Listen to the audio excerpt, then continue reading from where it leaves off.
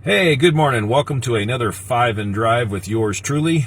I really do appreciate the 3 to 5 of you that tune in and watch these on a consistent basis.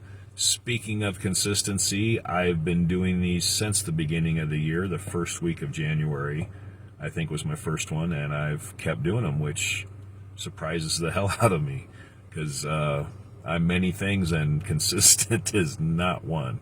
Well, consistently fucked, but yeah. Anyhow, so the 3 to 5 of you that are watching these, I really do appreciate it. These are primarily for my kids, so when I'm no longer around, they can roll tape, so to speak, and hear the dumb crap that their dad did, or stories about them that they probably don't want to hear over and over again anyway. I've said like 3 times already. That's not good. If you know anything about me, if you've been following my page, if we have met in person, we've crossed paths, we've talked, whatever, there's at least 2 things that you know about me. Number 1, I spent half my life in Japan. Well, it was half my life then. I kind of exceeded expectations. I'm still around. But I was there 14 until 30-something. Yeah, there's the 6th one. And then my father was military. I was raised in a military family, obviously. And he was Army in Vietnam, and then he switched over to Air Force when he was done with his 3 tours, I think it was, over there.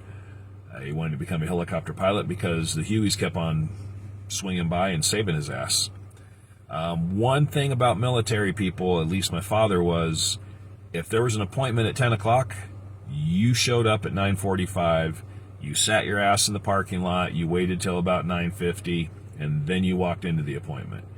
5 or 10 minutes early, all the time. If the appointment's at 10 and you show up at 10, you're late. And that's how I was raised, and that's what I believe, and my kids pretty much have that figured out. They slip up every once in a while, but, can't hold that against them. They're figuring things out. But usually they're good about it. So anyway, when I first got to Japan, it was impressive for me to see that, for the most part, everybody in Japan followed that same mentality to where if we were going to meet at 10, they were there at 9:30, 9:45, whatever.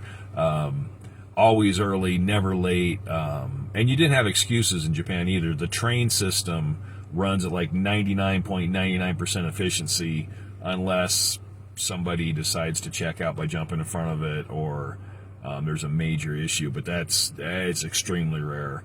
So the excuses you hear in the States for being late, they don't fly over there because they don't happen. And if people have something very important to get to, they get to it way ahead of time, so there are no chances for something to screw up, if that makes any sense. So anyway, I'd only been there for a bit, and my Japanese friends, would say, hey, let's meet at, Shibuya Station at 10 o'clock, for example. Let's stick with 10. And I'd be like, okay. So I'd show up 9:45, and I'd be waiting. 9:50 rolls around. I'm still waiting. Getting closer to 10. And there might be some people hanging around me that I don't know, but they're kind of in my proximity, so something's up. And then about 10:15 or so, my friends would show up.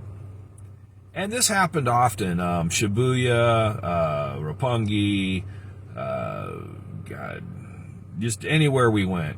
Names don't really matter right now. But anyway, so eventually I asked them, hey, what the hell? I thought you guys were supposed to be on time. And they said, oh, we are. We tell everybody else to meet at, 10:15, for example, in this case, by the tall foreigner. And I was the frickin' landmark. I was the beacon to meet by. I was like the statue of Hachiko in Shibuya. Go find the big tall gaijin and stand by him until we show up. But yeah, so they were telling me an earlier time, assuming because I was American that I would be late because that's what we're known for. And they would tell, their friends and people to show up at the right time and look for the big tall foreigner. So that is that. Probably not the best story that I've given you guys so far, but it's under 5. I love you guys. Take care. Bye.